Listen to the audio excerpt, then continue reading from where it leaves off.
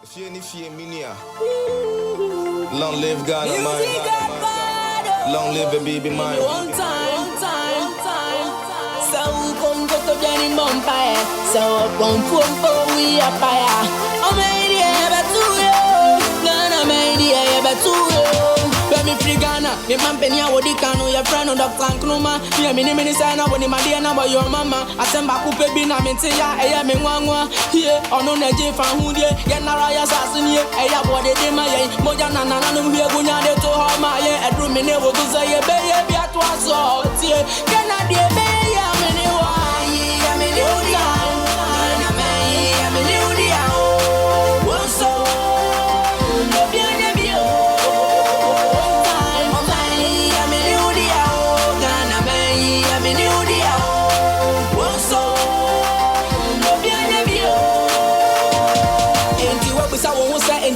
On one Diana and I'm possessed, say Ray Obiana, and then Yana, and the young physical tones of Fangu from Namofraina, come Nayan to Jomon Campo, who say a kind of animal that be, and so did the video some you know, they did Ghana City, Obia baby, and not to any greedy, I bet I can be baby, and I will go to Korea, and Kobini, Libya, when I was so young. Rene, who see my back, and the Piazza and could take and so woke up Parliament, Taconaco, and I just say, I want to become a power. Hello and welcome to another edition of Diaspora Weekly. My name is Jermaine Nkrumah and you're watching Diaspora Network Television. This episode is dedicated to a very special group, and there are four in here, but only two of them are joining me for this show. And they're a special group, and you would know why when I introduce them. This is folks from abroad who see what needs to be done in Ghana, and they're bringing their expertise to come to bear. But like, as we do always, before you meet my guests, you have to go to the jangle, which is AKA Jermaine's angle. I have a lot of opinions, and I don't get to express them when I'm interviewing, but before I do the interview, I get to have my say, and that's my angle. So jangle is next.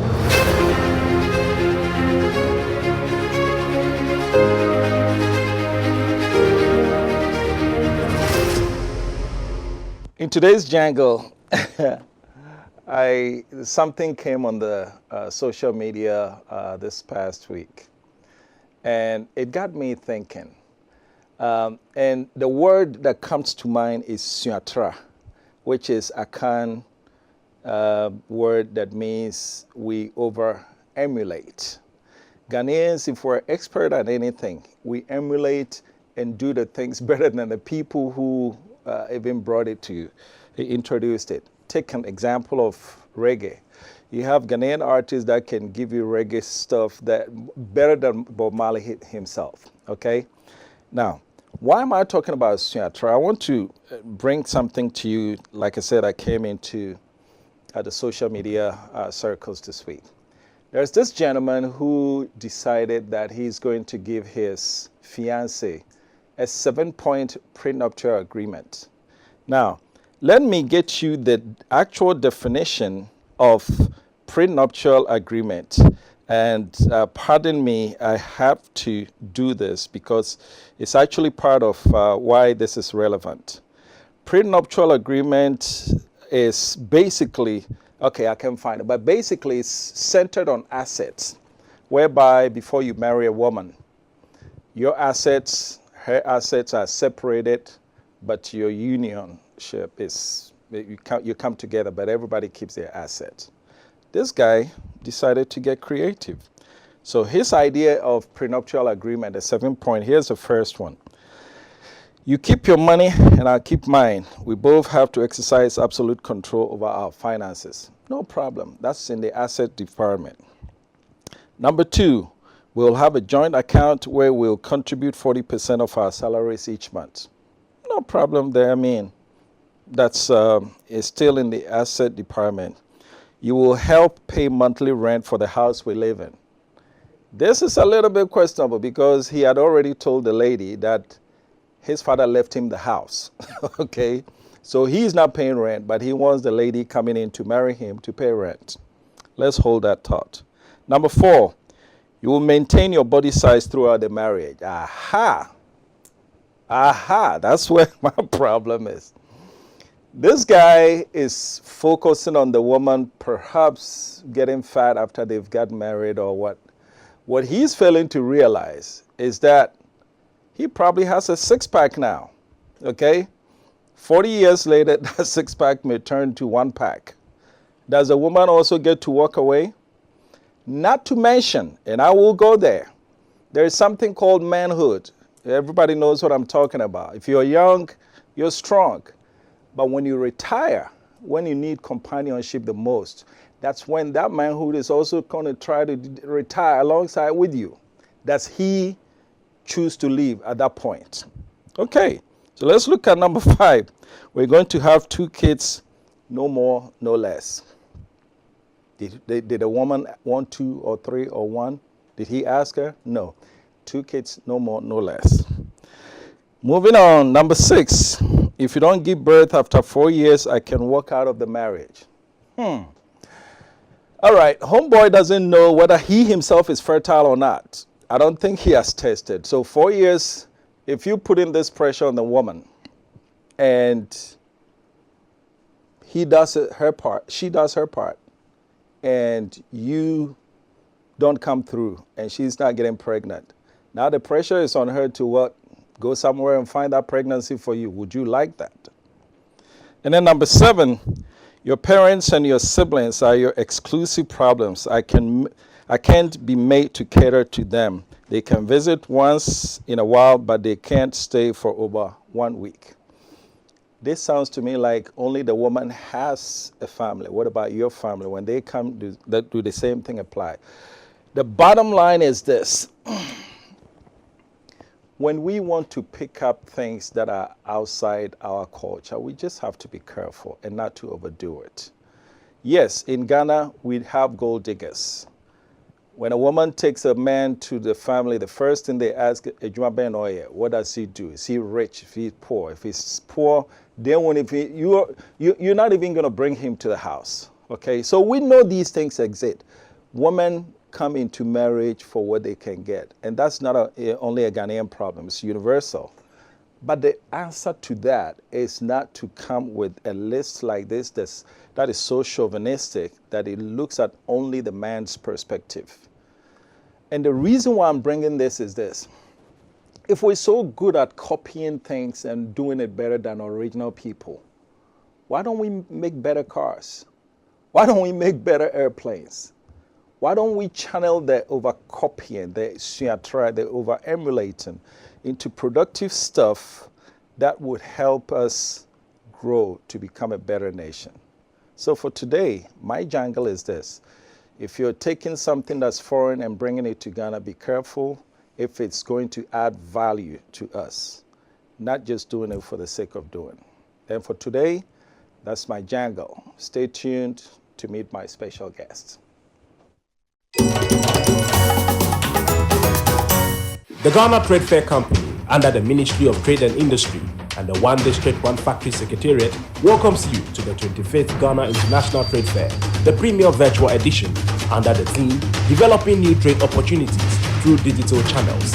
It will be 1 month of exhibition and enterprise, offering manufacturers, suppliers, consumers, and various service providers the opportunity to network and make sales. This February, over 500 local and international exhibitors, factories featuring companies under 1D1F, Rural Enterprises Program, Ghana Export Promotion Authority, and more, all on one virtual platform from the 27th of February to the 28th of March. Get access to a virtual networking lounge, allocation of a virtual booth, and enjoy a unique virtual experience. Visit our website on www.straightfairgh.com to register or call 024-446-9451 or 050-001-5587. Don't miss out.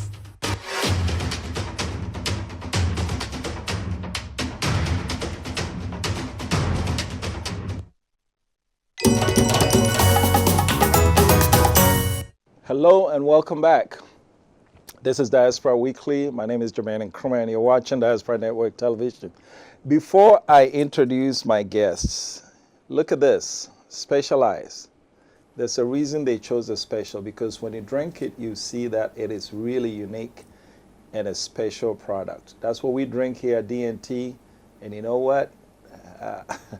It's one of the best things you can put in your body. So thank you, Specialized, for sponsoring us. In today's edition, I want to introduce a group, special group called Oman, Ghana, Baako, right? Exactly. Right. They sent a delegation to town to do a lot of good things around. And so DNT, we had to invite them in. So I want to invite their guests. First, introduce Joseph Laya. Laya, right? That's it. Okay. Now, the guy has one head, but if you look very closely, he has two heads. Okay? One head is, he is the head of IT for the whole Oman, Ghana. This is a global organization. But then he also has, the second head is head of United States. Yeah. Welcome, Joseph. Thank you. Thank you, Mr. And then Brown. over here we have Emmanuel Kobe, Yes, sir. Communication Director, Oh my God, Baako. Oman, Ghana, Baako. Yes. Welcome, gentlemen. Thank Thank very you, much, sir. The first thing is, I mean, I like your colors, man, the kente thing. Thank you. Purple, and then the red, gold, green. That's right. Are we saying something with the purple, or is it just a color that somebody liked? It is a color that somebody likes, Oh, but okay. it also it kind of brightens us up Okay. as well. Okay. Very good. Welcome. Yeah. Thank you. All right. So tell us about Oman, Ghana, Baako, Mr. Communication. What's All right. Oman, Ghana, Baako? Oman Ghana Baako is a group of Ghanaians in the diaspora who first came together and decided that it is about time the skill, the knowledge, the experiences that we have acquired during our sojourn. We bring such experiences, such knowledge together and then bring it back home to support nation building. Okay. But then it doesn't end there. We believe that there are people also back home who could support the nation's development. And therefore, we have people also in Ghana who are part of the organization. As of now, we have branches in the United States, United Kingdom, France, Italy, and Germany. Okay. We have some parts of the Middle East to Qatar and Kuwait. We have few members there. But we're hoping that in the next 2 years, we will spread across the group. Okay. How do you form a branch?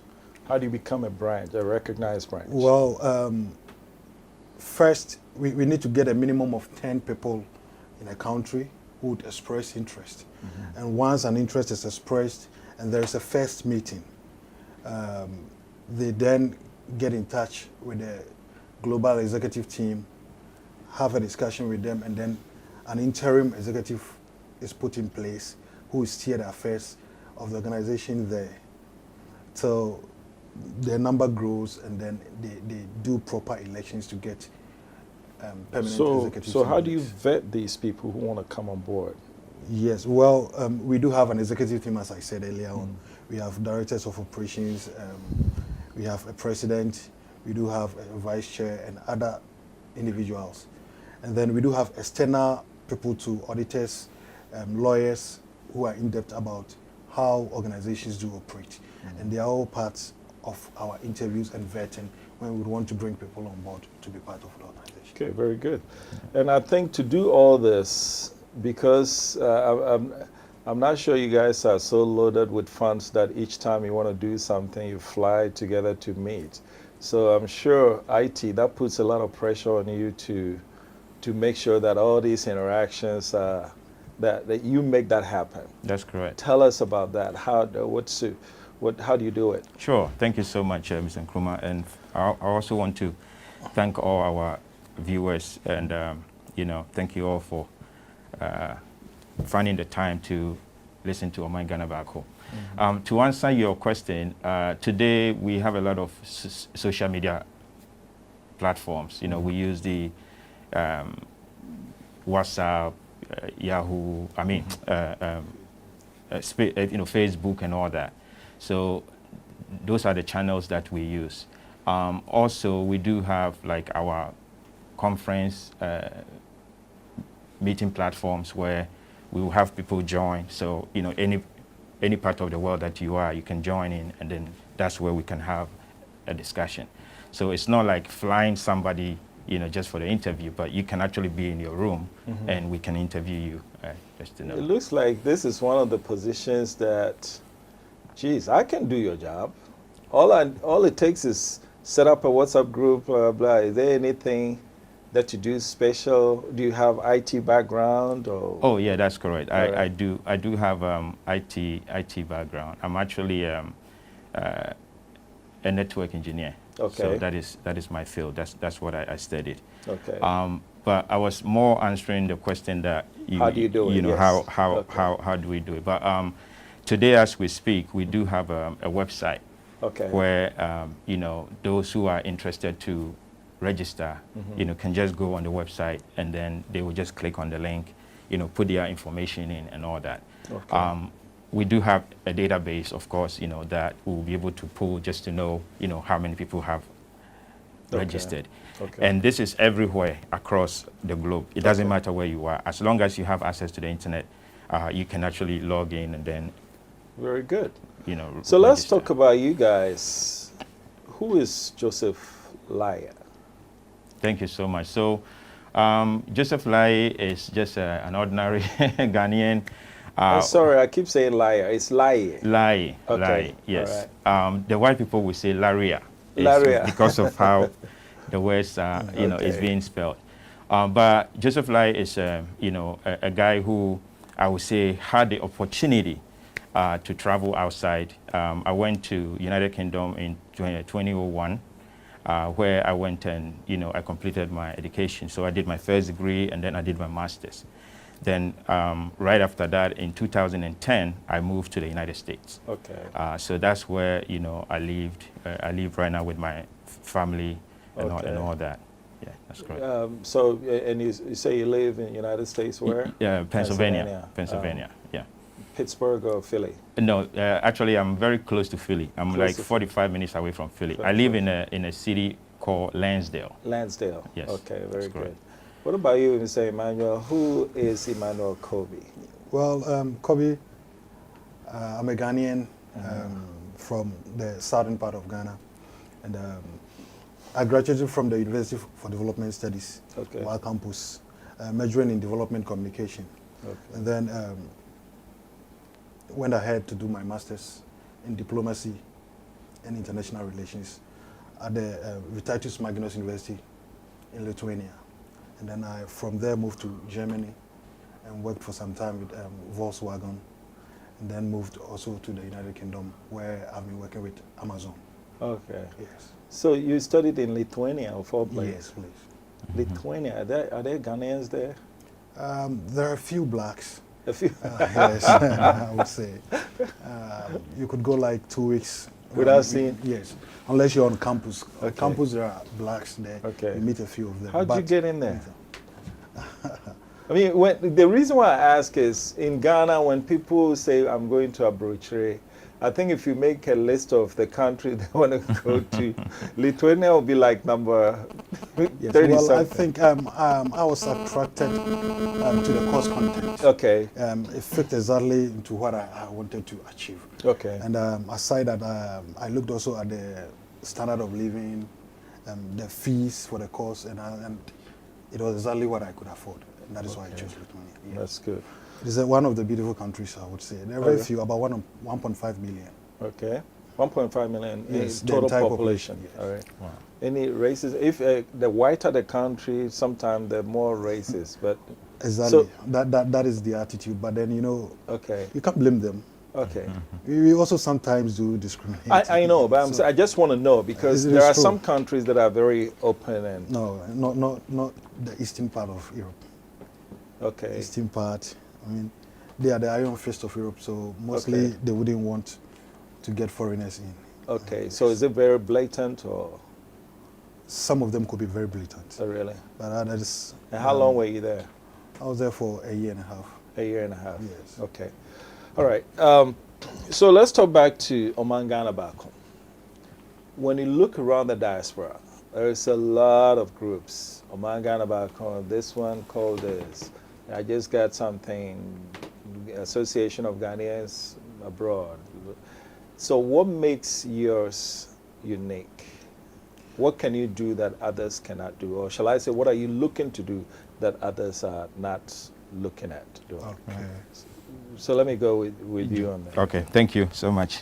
Yeah, so, you know, with the question that you've asked, somebody will ask, and, you know, it says, what makes us unique? What makes us unique is that we are seeing the solution for the problems that Ghana have as a, you know, a united force, meaning that all Ghanaians can actually come under the same umbrella and fix the issues that we are having. Okay. Today, as we speak, you know, back in US, we do have Asante Association, we have the Ghana Adangwe Association, we have the Kwewu Association, and they are all trying their best. But I think what they haven't realized is that they still have this kind of notion that, oh, I have to go and do it for Asante, or I have to go and do it for Accra or Ghana, or I have to go and do it for Kwewu. But Oman Ghana Baako is saying that, no, we all need to come under the same umbrella so that we can fix the issues ourselves. And what actually makes us different is the fact that those of us who are leading the organization actually have the experience of living in Ghana before we went out there. So I would say that we have the experience of living here, knowing, you know, how hard it is, and then also the experience over there. So in learning all this, what we have come into conclusion is that, look, like right now, I work for a very huge organization. I do a lot of stuff for them. It's not just me. We have other Ghanaians. We have engineers. We have lawyers. We have, architects. We have financial analysts and all that. And they are all there doing wonderful job over there. So Oman Ghana Baako is saying that, you know what, we can have these folks with these ideas and skills come and help Ghana. Not just us, but we also do have some people here in Ghana who can also, be part of it. So this is what makes us unique. Okay. We are coming under the same umbrella to push the agenda. Okay, very good. Now, I'll come to you with this one. What Joseph described, right? I know from experience that in Houston where I was, if you call a Ghana Association meeting, which is the umbrella organization for all Ghanaians, you'll be lucky to get 20 people show up. But if you call, like he said, Asante Association or GA or Airware, this, then you have a room, it's packed.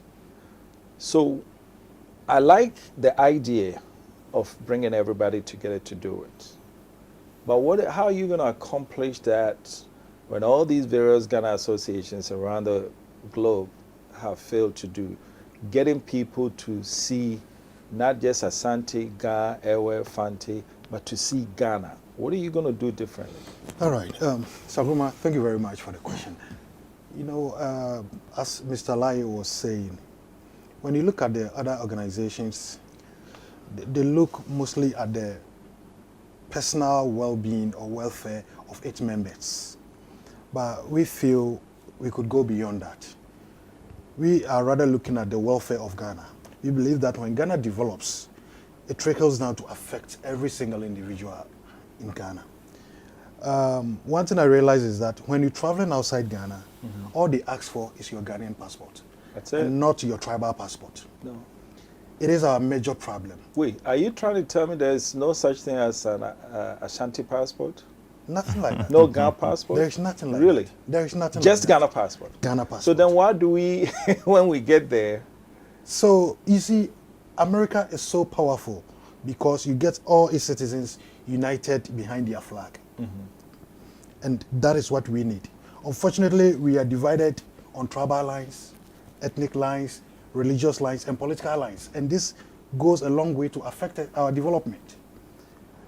When Party A is in power, Party B sits back, saying, well, let's watch them, see if they can work. Which should not be the issue. We believe that, like the saying goes, little drops of water makes an ocean. The ideas, the experiences from each and every single individual, if put together, could make a difference. I mostly do refer to Sheikh Al Maktoum, the ruler of Dubai. I tried to quote him. I was listening to an interview he was in, and he said, well, he was fortunate that his father took him to England to study.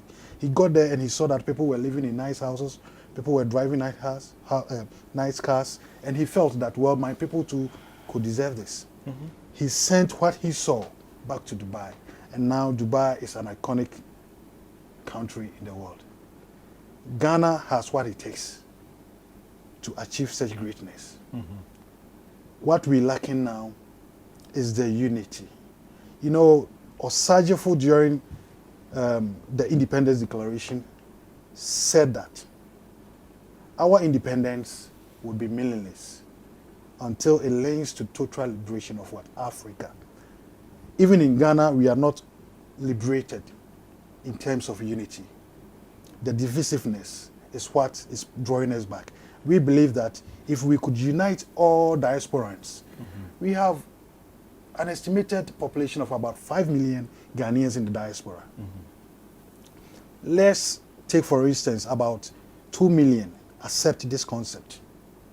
And we are contributing even £1 per month towards any project in Ghana. That means every month we are generating about £2 million. So, Kroma, if it is beds that we lack in our hospitals, how many beds can't such amounts buy? And that is for only a month. If it is left onto me alone to do it, it will be very difficult to accomplish anything. If it is left on Mr. Lai, similar. Okay. But then, if we are able to come together and share the burden, it becomes easier. Okay. And that is when we are able to surmount a lot of things. Okay. So, all that's great. And in this interview, first of all, I share everything that you say. But I want to poke harder, to play the devil's advocate. Sure. Okay? You are Joseph Lai. Yes, sir. That assumes you're a Ghana. Yes, sir. And you, Kobe, what? I'm an Asante. An Asante. Yes. Okay. If you contribute the £5 million, and now the decision has come to, all right, where is the help going? You sit on the executive, you sit on the executive. If you do a scientific analysis and the eventual decision is, let's go do this in Ashanti region, his people are going to say, what? You're sitting there and you're allowing him to take it to Ashanti. Why can't they bring it to Accra? The Fante on your executives, what about Central region? You see, how do we handle those things? Thank you. Thank you again, Mr. Nkrumah. So before we set up this organization, there were so many things that we had to analyze, right? First of all, you have to find out why somebody started something and then it failed. Then that will be a lesson for you. So, you know, you will also make sure that you won't go that path.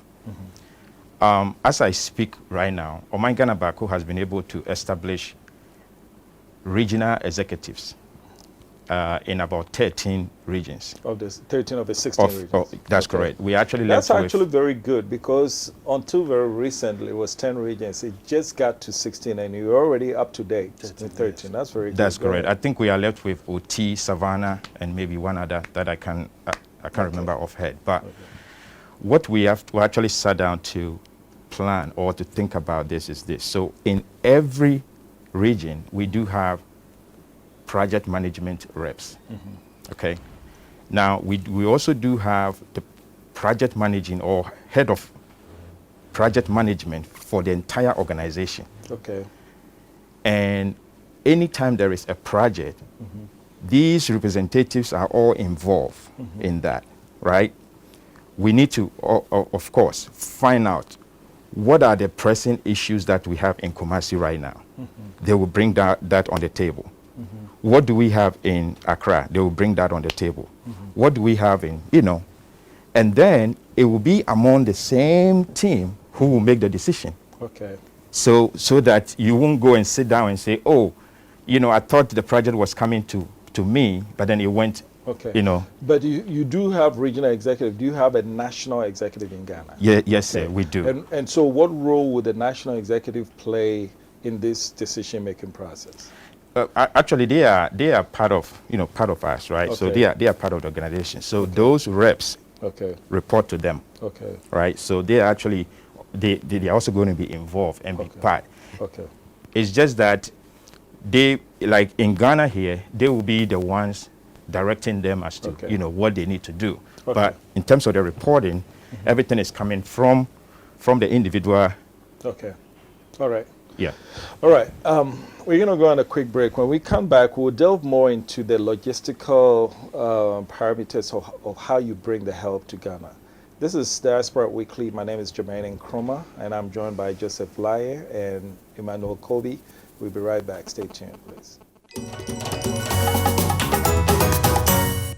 As the national regulator of the communications industry in Ghana, the National Communications Authority seeks to ensure an environment that is safe and fair for consumers and service providers. NCA grants licenses and authorizations for operation of communication systems and services, develops guidelines to streamline communication activities, establish and monitor quality of service indicators for operators and service providers. NCA is in 8 regions: Accra, Tamale, Takoradi, Kumasi, Ho, Koforidua, Sunyani, and Bolgatanga. Do you have unresolved complaints with your service providers? Contact us on 0800110662, 0307011419 between the hours of 8 o'clock a.m. and 5 o'clock p.m. from Monday to Friday, or visit our website at www.nca.org.gh and follow the procedure for filing a complaint or submitting enquiry. National Communications Authority, Communications for Development.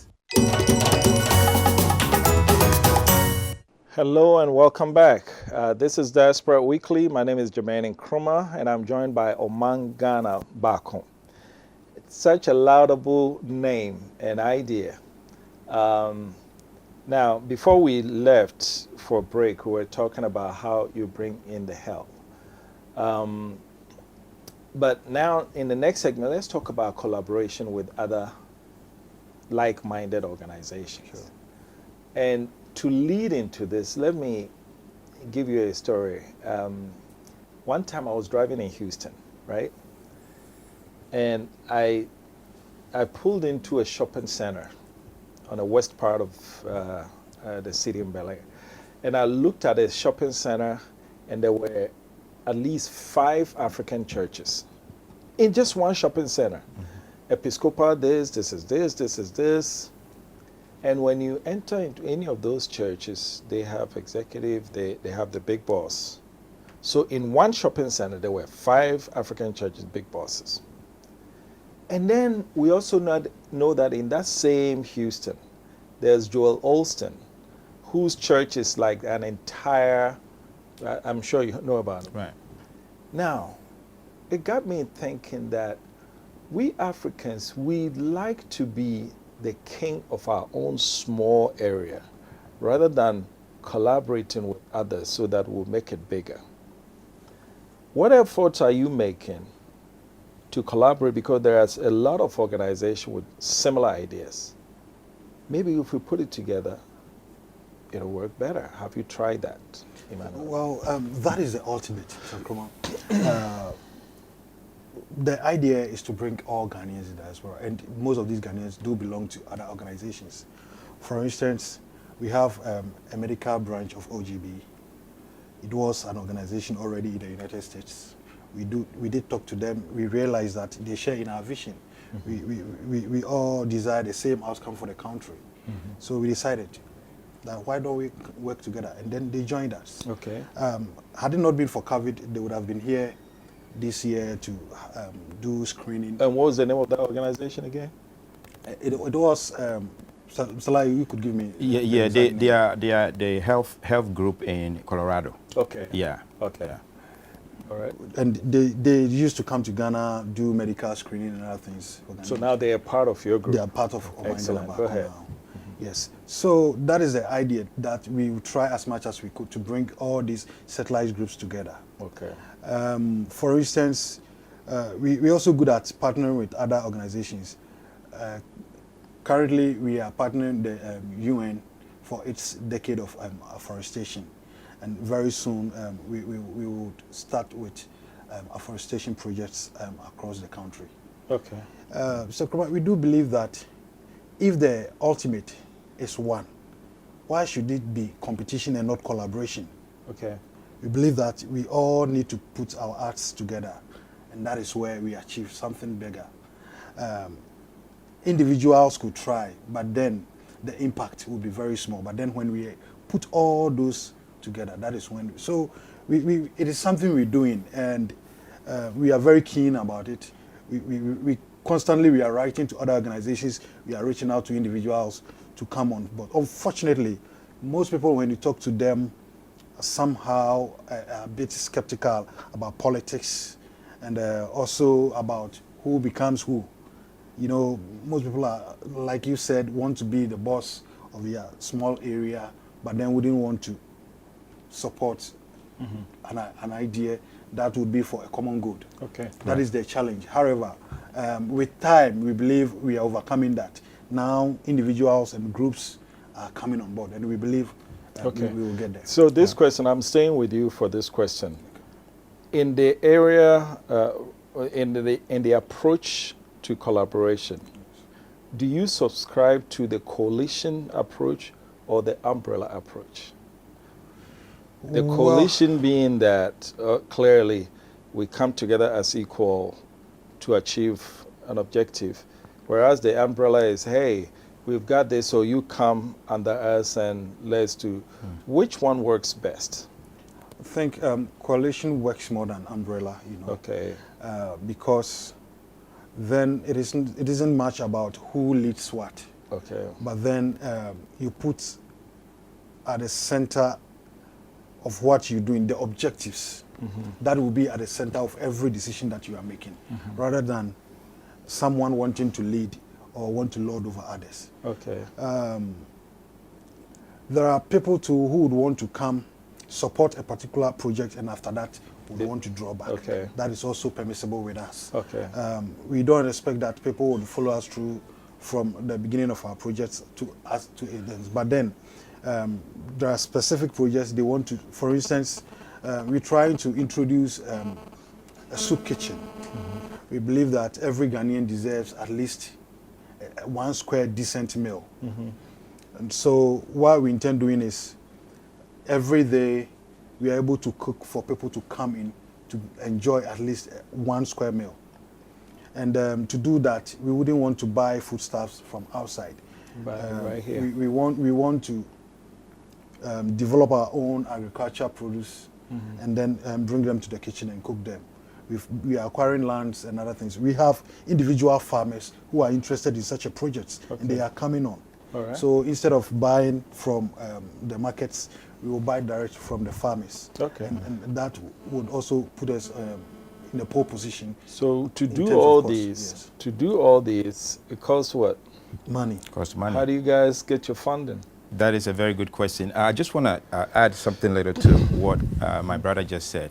So, you know, in terms of the collaboration, one of the things that we also look out for is this: are you coming in the interest of the country, or is this something personal? You know, if it is personal, then that wouldn't meet our objective as an organization, because we are all about Ghana. Okay. If it is about me, I can stay in the United States and I will make it big time. So those are some of the areas that we also looked at. And just to kind of add, something, kind of sum that piece up. We did a program on Facebook about three weeks ago, and a guy, I think he has a company called KOM Foundation, KOM Foundation, who reached out to us and said, "Oh, I think I will be interested to join you guys because I'm doing a similar thing, like what you guys are doing." basically he is more on the charity side, where he goes to the villages, you know, to present them with, you know, school items and all that. So the question we were asking him was, look, do you want to do this because you want a name, or is it for Ghana? He said, no, this is for Ghana. So a person like that, we will make sure their objective is actually part of our objective. Okay. And then, of course, we are calling on all Ghanaians. So so then they can come under the same umbrella. Okay, very good. Now, to the question you just asked, yeah, that is the funding part. The money part is very, very important. So, Oman Ghana Baako thought it wise, and this is more like I would say a vision that came from the Almighty, right? So we are about 5 million Ghanaians outside, and then we have about 30 Ghanaians here in 30 million. Almost 31, yep. Yes. That's correct, in Ghana here. So we have introduced what we call One Ghana Project. And what this means is that every country that you reside, let's say if you're in the US, you pay a unit currency, a minimum amount of $1 a month. So a whole year will be $12. If you're in the UK, you pay £1. A whole year will be £12. If you are in Europe, you pay €1. A whole year will be 12 euros. And if you are in Ghana, you pay 1 cedi. A whole year will be 12 cedis. Out of the 35, even if we get about, let's say, 4 or 5 million to, you know, subscribe to this idea, of course, we'll be able to raise that amount without going in for a loan. Okay. So as we speak right now, have you started that project yet? We have. How is that working? Is it yielding the desired results? It is working. I think what we need to do as an organization is to reach a lot of Ghanaians out there. Okay. And then we need to communicate clearly our objectives so that people will understand and then come on board. Okay. But I must say that US, UK, Italy, Germany, you know, everybody is donating. Yeah, as we speak. Okay, go ahead. Yeah, well, you know, people due to past experiences are again skeptical about giving monies out because they feel they paid monies sometime back in the past and they saw nothing being done with their monies. So when you talk of people contributing, it's a bit of a challenge. However, our finances are such that it's so transparent that none of even the executives have access to our money. We arrange with Ghana Commercial Bank to be sure that there are no signatories to the account. We only raise invoices to get monies out. Okay. For instance, if there is a project and we have a contractor who is delivering on a particular project, he raises an invoice, and with that invoice, get his money. Who approves the invoice, though?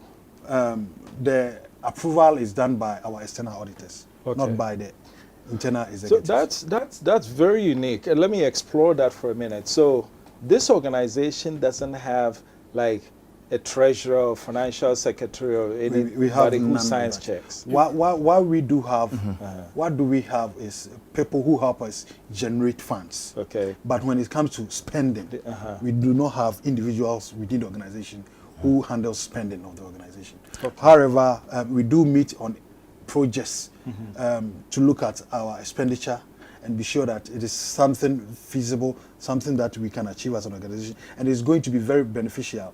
You know, we are non-profit, so everything we do aims solely at the well-being of individuals and not profit coming to the organization. Okay. So our attention is mostly on how to generate the income, and when it comes to spending, we make sure that our auditors are fully aware and are satisfied that yes. And you say the external auditors are the ones who approve invoices for Ghana Commercial Bank to pay. So yes. I take it your accounts are logged with external auditors. We have Ghana Commercial Bank. Okay, very good. And aside that, we do publish our statements, financial statements for every quarterly now on our website, so you could go see how your monies are being used. Okay, while we're on the case of website, what's that website again? Give it up. It is www.omanganabaako, one, the figure 1.org.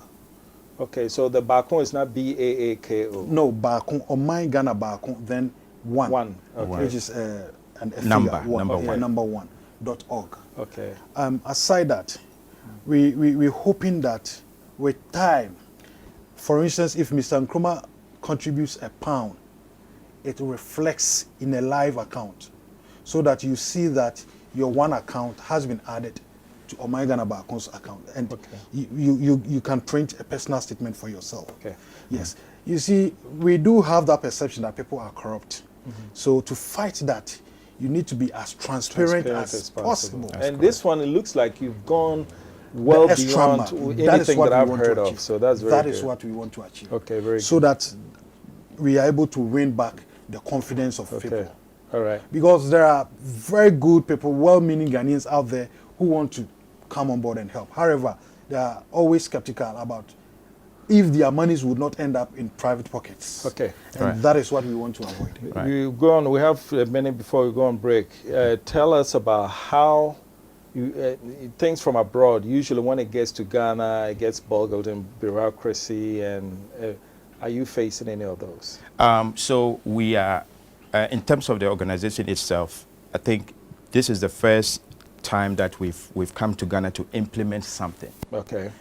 But what we actually have in place is that, when things are coming from abroad, it's something that we are going to, announce, Okay. right? And last 2 years when we were here, we actually went into Diaspora's office. And, Diaspora Affairs Office, and we actually presented our objectives and all that, so they are aware. Okay. So this is not like an individual organization where one person is bringing something and then someone at the port would Okay. kind of put their hands on it. Okay. But this will be something that will be announced. Okay. Okay. Oman Ghana Baako is bringing something in the country. It's Ghana. Yeah. So therefore you can't really, touch it. Very good. Right. So Very good. we have put all those things in place. So we're going to go on a quick break. When we come back, we're going to talk about, since it's Oman Ghana Baako, we've talked about the Abrochiri part, the overseas part. Now, the final segment, we're going to concentrate on Ghana, issues related to Ghana. This is Diaspora Weekly. We'll be right back. Stay tuned, please.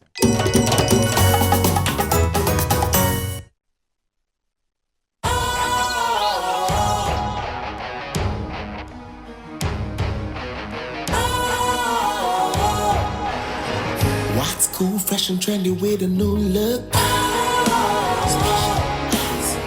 Makes you feel real good, that refreshing vibe. Satisfies you right just the way you like. Do you know?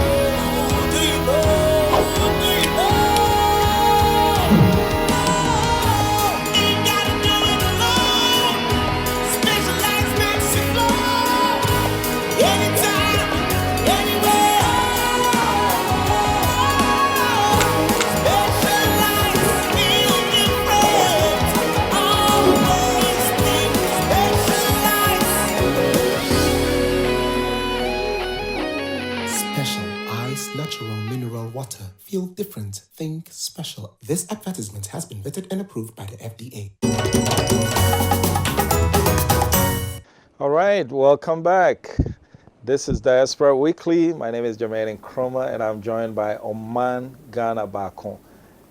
Their website, www.omanghanabaako and the number 1.com.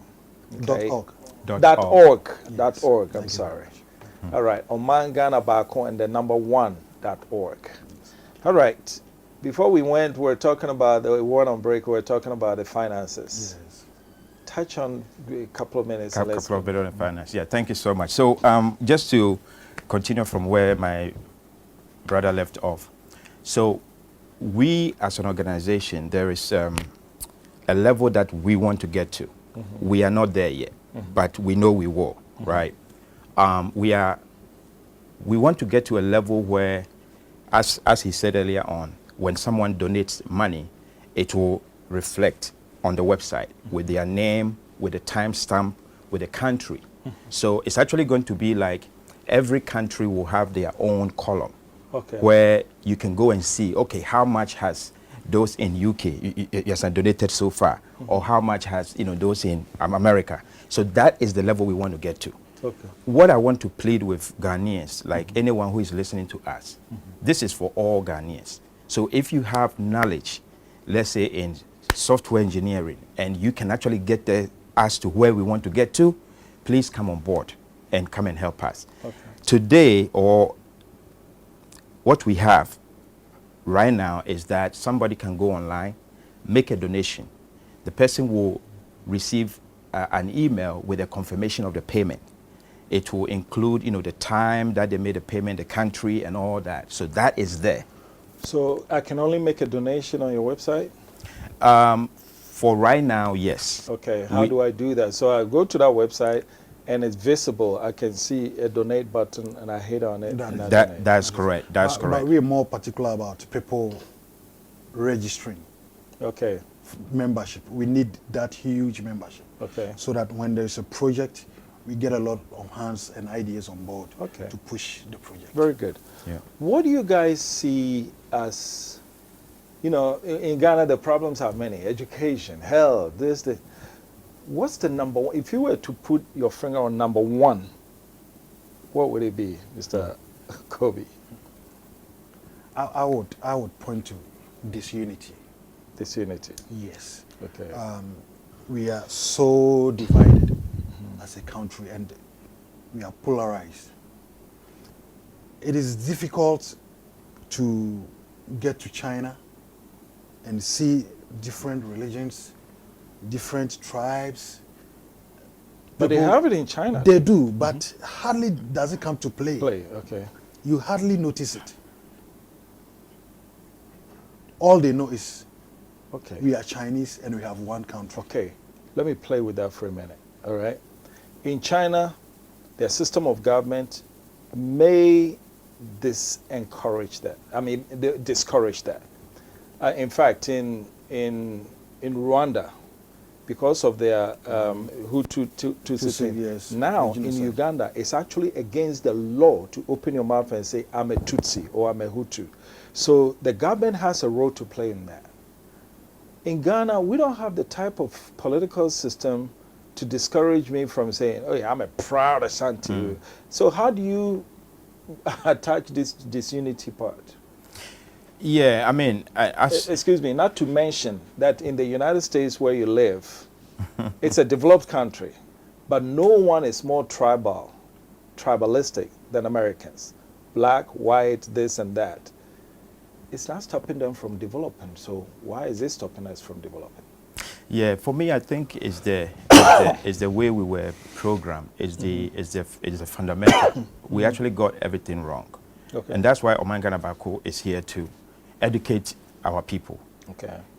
Give them a civil education. Let them know that Ghana is first. Okay. It doesn't matter. I think we were saying something earlier on that when you are traveling from outside in Ghana, you don't say, I am going to Ghana or I am going to Kumasi. You say you're going to Ghana. So that is what we want to keep telling people. And I know it's going to be a challenge, but at the end of the day, something has to be done.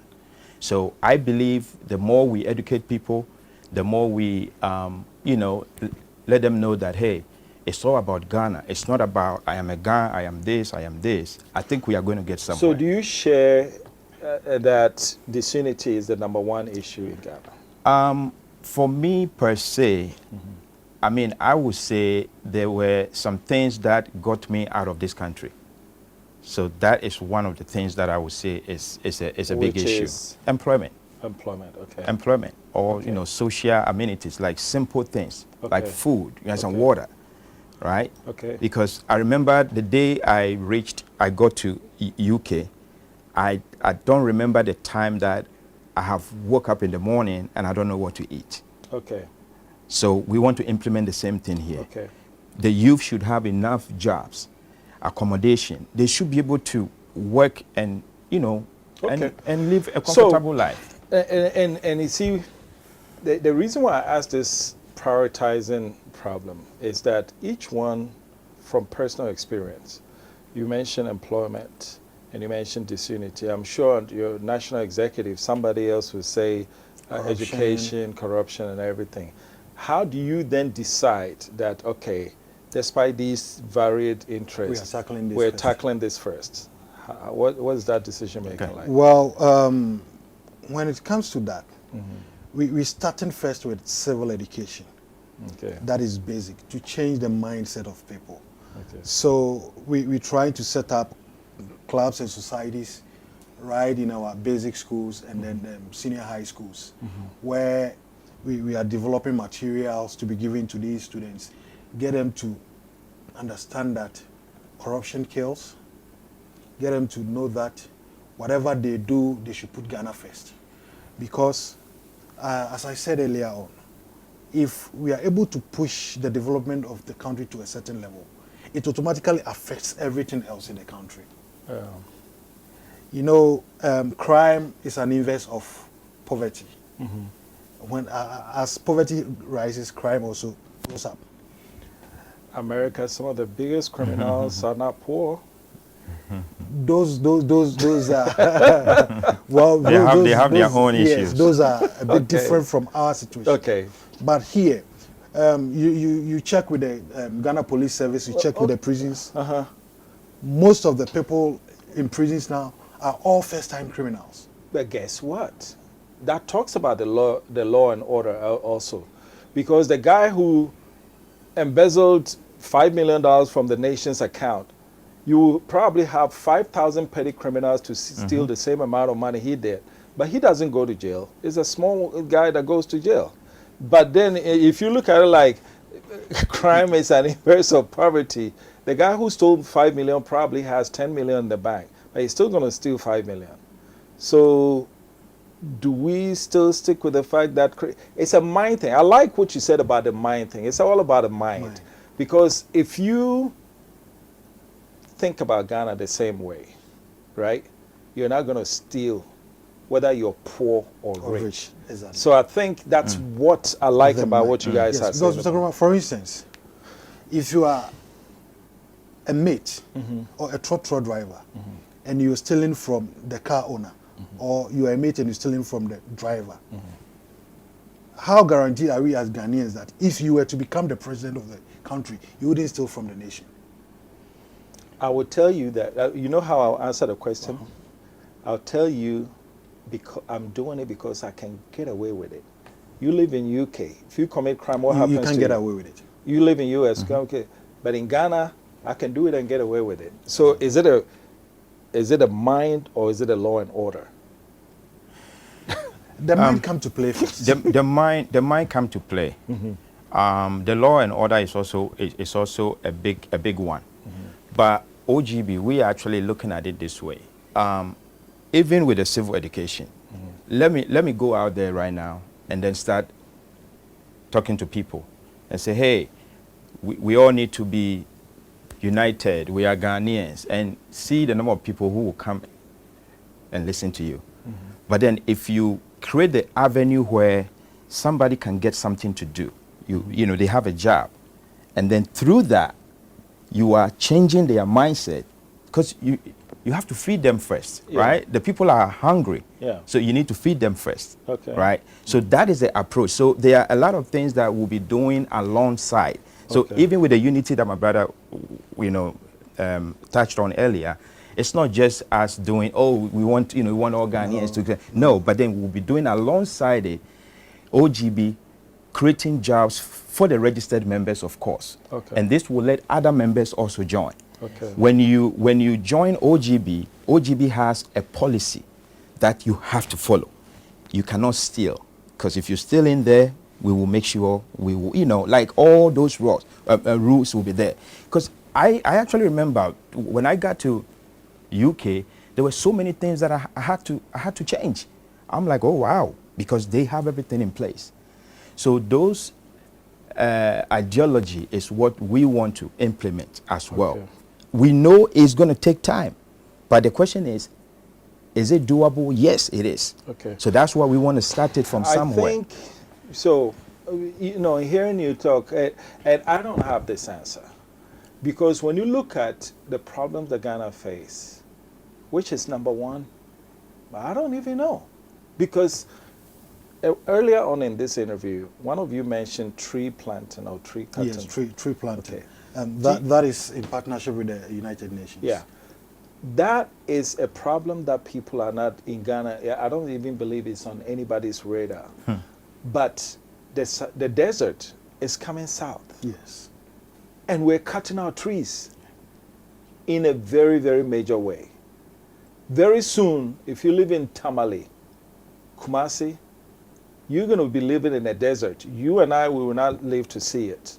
But our great-great-great-grandchildren will see it. Yes. And if you've seen what a desert look like, the sand dunes stretching miles, that's what Tamale, Bolga, Kumasi, and all that's going to be like if we don't take tree planting seriously. So when you talk about disunity and corruption and all that, when your mind goes there, you say, uh-oh, that's another problem. So maybe, I don't know what you guys, your decision-making process is in terms of the things to tackle, but I hope those are in the thinking. Yes, So, we feed into a lot of projects. You know, as I said earlier on, our policy document or our objective document is not cast in stone. okay. You know, it's a living document, and therefore we keep revising, we keep changing things to meet current and future problems. All right. So it isn't as though we are so rigid that we aiming at point A and that is how it has to be. No. As long as it's not going to deviate from the core objective Okay. of helping develop Ghana. Okay. But then just a tweak to make sure that things are being done properly. Okay. Very good. Why not? And that is why we invite in everybody. We need the professors, the doctors, the engineers, the shoemakers, the dressmakers, Okay. all in sundry. Every individual. So is you, invited. while you're on, you have a final minute. Look in that camera and tell me, answer this question. Why should I join you and not another organization? All right, fellow Ghanaians, I would have this to say, that let's put our country first. If Ghana develops, that is when we get ourselves developed. That is when we get opportunities for our children. We may not live to benefit from the seed we might be sowing now. However, some time to come, wherever we may be, we will feel proud of ourselves. This time, it is not about an individual, but it should be about Ghana. Okay. And that is what Oman Ghana Baako is calling for. Get to our website, get registered, get in touch, and let's work together to move Oman Ghana Baako. It is non-political. Thank you. That's Emmanuel Kobe, Communications Director for Oman Ghana Baako. Now, Joseph Laye, that camera is yours. Tell me why I should sign on and register to be a part of. Sign on and register to be a part of Oman Ghana Baako, especially with our country, Ghana. Ghana is our country. This is where God dwells in. We want the situation where the youth will not flee from this country in search of things, outside. So join us so we can build this country together. If we don't rise up now, if we don't sacrifice now, 20, 30 years from now, we will be like, had I known, and it's always at last, as they say. Because the Chinese are coming here, they are buying the lands, they are doing everything. We need to sacrifice for the next generation. So my brothers and sisters outside, you all know we are enjoying the good roads, the good health care, our jobs, food, everything. We can implement the same thing here in our country. So come and join us. Go to www.omanganabaako1.org. Sign up, register with us, donate, and if you want to reach us, send us an email. All the information is on there, and we'll be glad to answer you. Thank you. And I am so happy. I do a lot of these interviews, but this is what DNT stands for. If you live abroad, and when Joseph, when you were starting, you said something. You said you thank God that you had the opportunity to travel abroad. Look, when people go abroad, it's an opportunity. You're no better than the person who's left in Ghana. Okay, we know that. The reason why I'm bringing this in is that when you go and you're enjoying the good roads, the good environments, and you're living the good life, your parties are immaculate. It got to a point where I didn't even enjoy parties anymore because every time I see Ghanaians living large, my mind automatically switched to the poverty I saw at home, okay? This is what this group stands for. Go to their website, www.omanganabaako1.org. Register to be a part of it. And I am convinced, after talking to them in the past hour, that I think they have the necessary parameters in place to make sure that when you join them, you're not going to get sucked into one of those organizations that I would rather not mention. This is the real deal. So I really want to thank you for watching them, their interview, giving them the opportunity to reach you, and then also watching Diaspora Network Television. My name is Jermaine Nkrumah, and I was joined by Emmanuel Kobe, Communication Director for Oman Ghana Baako, and Joseph Laya, who's the head of IT and also head of USA branch of Oman Ghana Baako. This is Diaspora Weekly. Thank you for watching. One time. So come go to Jenny Mumpire. So come for we are fire. I'm ready ever to you. Ghana made ever to you. Let me free Ghana. Me man penny a wodi kanu your friend on Dr. Nkrumah. Yeah, me sign up when my dear number your mama. I send back up baby na me ya eya me nwanwa. Yeah, ono na je fan hu die. Ya na raya sasin ye. Eya body de ma ye. Moja na no hie gunya de to ha ma ye. Edru me ne wo go say ye be ye bi atwa so.